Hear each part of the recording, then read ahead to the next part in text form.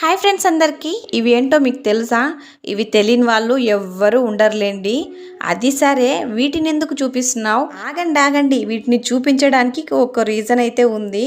ఇవైతే ఇరిగిపోయాయన్నమాట. ఇరిగిపోవడం అంటే మరీ పూర్తిగా విరిగిపోలేదన్నమాట. అలానే అతుక్కొని ఉన్నాయి, కానీ సైడ్లో కట్ అయిపోయిందండి. చూస్తూ చూస్తూ వీటిని అయితే వేయడానికి నాకు బుద్ధి రావడం లేదండి. అలా అని చెప్పేసి వీటిని అయితే రెడీ చేయించుకుందామని చెప్పేసి ఫైనల్లీ ఫిక్స్ అయిపోయాను అనమాట.